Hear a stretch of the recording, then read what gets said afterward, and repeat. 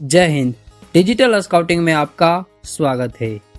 Scout and guide quota recruitment 2024-25 की दूसरी vacancy आ चुकी है।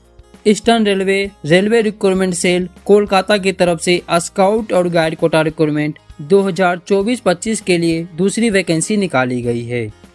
पिछली वीडियो में हमने North Western Railway Jaipur scout guide quota recruitment 2024-25 से जुड़ी जानकारी प्राप्त किए थे और इस वीडियो में हम लोग ईस्टर्न रेलवे रिक्रूटमेंट सेल की तरफ से जो स्काउट और गाइड कोटा रिक्रूटमेंट 2024-25 की वैकेंसी निकाली गई है उससे जुड़ी महत्वपूर्ण जानकारी प्राप्त कर रहे हैं।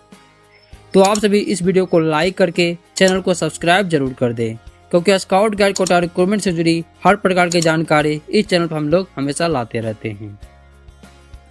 इस वीडियो के माध्यम से हम सभी यह जानकारी प्राप्त करेंगे कि जो Eastern railway scout guide quota की तरफ से जो वैकेंसी निकाली गई है, इसके लिए आवेदन करने की प्रक्रिया क्या होगी, ऑनलाइन आवेदन करने के लिए ओपनिंग डेट क्या है और क्लोजिंग डेट क्या है, साथ ही साथ इसके लिए स्काउटिंग गाइडिंग क्वालिफिकेशन क्या होनी चाहिए, एजुकेशनल क्वालिफिकेशन क्या होनी चाहिए, ग्रुप सी के कितने पदों के लिए वैकेंसी निकाली गई है, ग्रुप डी के कितने पदों के लिए वैकेंसी निकाली गई है, इसका एग्जामिनेशन फीस क्या होने वाली है, इन सभी से जुड़ी जानकारी हम लोग इस वीडियो में प्राप्त कर रहे हैं। तो चलिए वीडियो को हम लोग शुरू करते हैं और जानकारी प्राप्त करते हैं। तो सबसे पहले जैसा कि आप सभी को आपके मोबाइल स्क्रीन पे दिख रहा है, eastern railway recruitment cell Kolkata notification number scouts and guides quota 2024-2025 open advertisement. Online application are invited from eligible candidate as per criteria given below for filling up the vacancy against a Scout and Guide quota of Eastern Railway Chittaranjan Locomotive Works CLW and Metro Railway for the year 2024-25 for 5 posts in the level 2 group C or for 10 posts in the level 1 group D. The candidate having no scout and guide qualification need not apply। यानी अगर आपके पास scout और guide की qualification नहीं है तो आप इसके लिए आवेदन नहीं कर सकते हैं।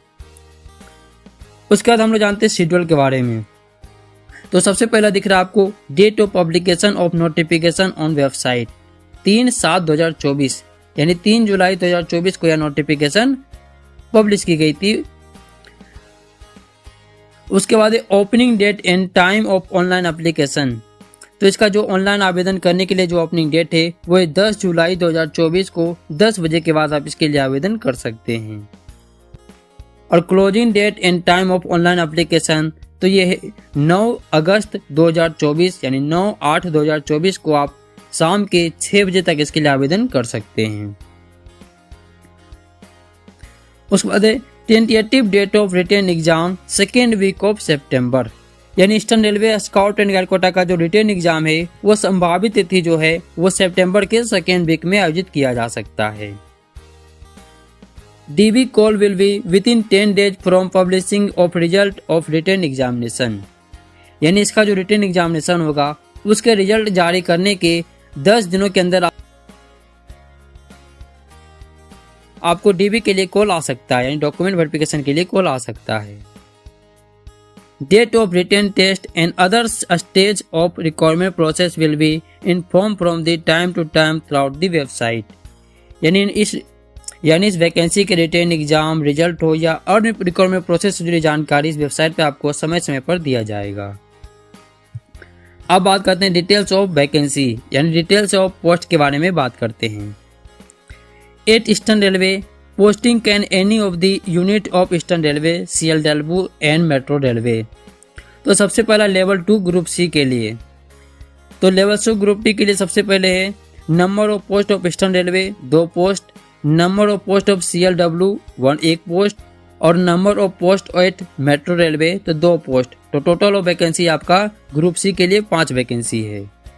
और ग्रुप डी की बात करें तो लेवल 1 CPC 7th पे CPC के लिए 1 vacancy, number of post of eastern railway 8 vacancy है, number of post of CLW 2 vacancy है, number of post of metro railway इसमें आपका नील है। तो टोटल ग्रुप डी की 10 वैकेंसी और ग्रुप सी की 5 वैकेंसी इसमें निकाली गई है। एजुकेशनल क्वालिफिकेशन की बात करें तो जो आपका लेवल 2 यानी ग्रुप सी के लिए आपका 10+2 क्वालिफाई होना चाहिए और 50% मार्क्स से ऊपर होना चाहिए आपका। और उसके बाद लेवल 1 यानी ग्रुप डी की बात करें तो आप 10th क्वालिफाई होनी चाहिए लेवल 1 के लिए यानी ग्रुप डी के लिए।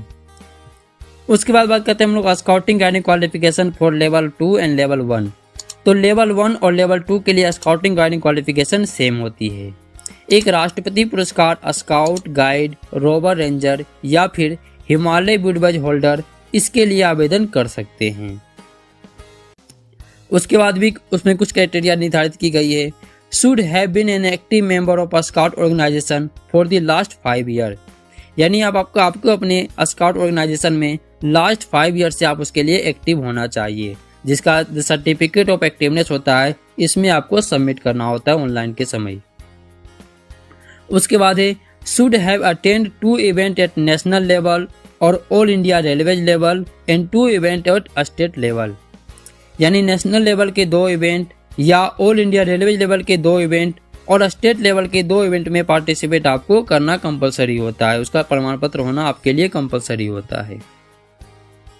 एज लिमिट की बात करें तो लेवल 2 यानी ग्रुप सी के लिए 18 से 30 वर्ष रखा गया है और लेवल 1 यानी ग्रुप डी की बात करें तो उसके लिए 18 से 33 वर्ष का आयु रखा गया है।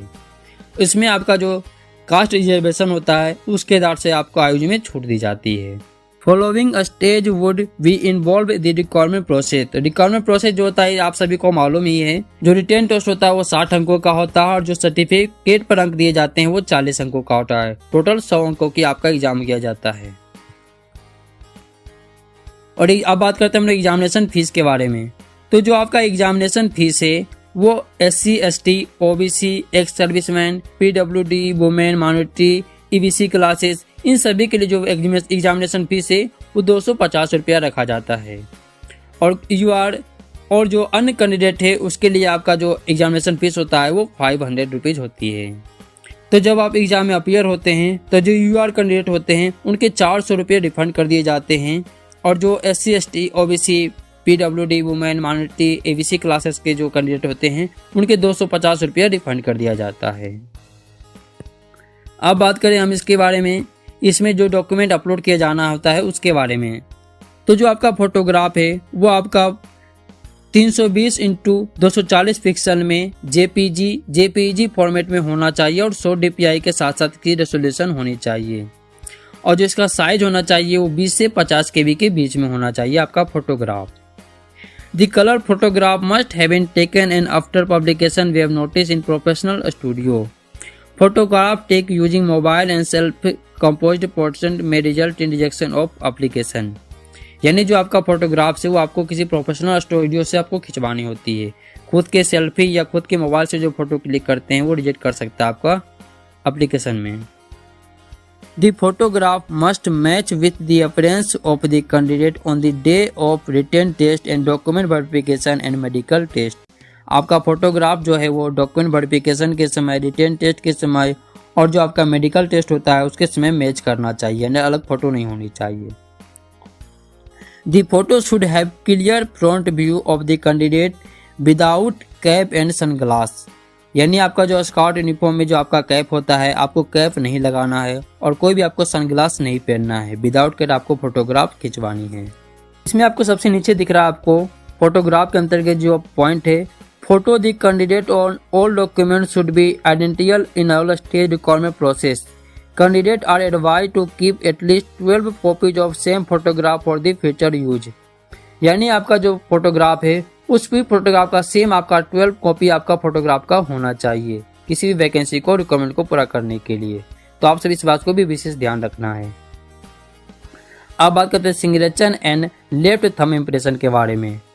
The application has to sign and put left thumb impression on white paper with black ink with in box of size 50 millimetre into 20 mm।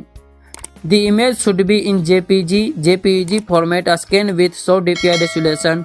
Size of file should be between 10 to 40 KB, यानी 10 से 40 KB के बीच में आपका जो signature और left thumb impression होना चाहिए। जो आपका लेफ्ट थंब इम्प्रेशन होगा वो व्हाइट पेपर पर ब्लैक इंक से आपको अपना लेफ्ट थंब का इम्प्रेशन उसमें देना है और उसको स्कैन करके आपको अपलोड करना होता है। अब बात करते हैं अदर डॉक्यूमेंट, जो डॉक्यूमेंट आपको अपलोड करनी होती है उसके बारे में। All certificate in marksheet which are proof of educational qualification and that of a scout and guide qualification duly self-attested and issued from government recognized board and university institute as para 3 and 5 should be uploaded along with the application form। यानी आपका जो scouting guiding qualification का certificate है, आपका जो educational qualification का जो certificate है, आपका जितने भी सर्टिफिकेट आपका है सभी को आपको सेल्फ अटेस्टेड करके ही आपको अपलोड करनी है। इस बात को विशेष ध्यान रखना है, सेल्फ अटेस्टेड करके आपको इसे अपलोड करनी है। उसके बाद no provisional certificate either for educational and और of a scout and guide qualification will be accepted as proof of minimum educational qualification and of a scouts and guides qualification. तो जो आपका प्रोविजनल सर्टिफिकेट, जो राष्ट्रपति पुरस्कार का जो scouting guiding का प्रोविजनल सर्टिफिकेट है, उसे एक्सेप्ट नहीं किया जाएगा, ये भी इसमें दिया गया है। Self attested certificate in proof of age matriculation TET certificate as para 6, यानी जो आपका सेल्फ अटेस्टेड जो आपका एज ऑफ प्रूफ में आप मार्कशीट देते हैं 10th का, उसमें भी आपको सेल्फ अटेस्टेड करके ही अपलोड करना है। तो ये तो है eastern railway scout and guide quota recruitment 2024-25 के अंतर्गत जो वैकेंसी निकाली गई है उससे जुड़ी कुछ महत्वपूर्ण जानकारी।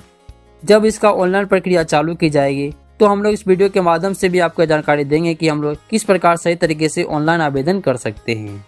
तो इसके लिए आपको हमारे चैनल को सब्सक्राइब करके नोटिफिकेशन बेल को जरूर दबा देना है, ताकि जब भी हम इस वीडियो को अपलोड करें तो उसका नोटिफिकेशन आप सभी को आप मिल सके। तो मिलते हैं आपसे अगले वीडियो में कुछ और नई जानकारी के साथ, तब तक के लिए जय हिंद।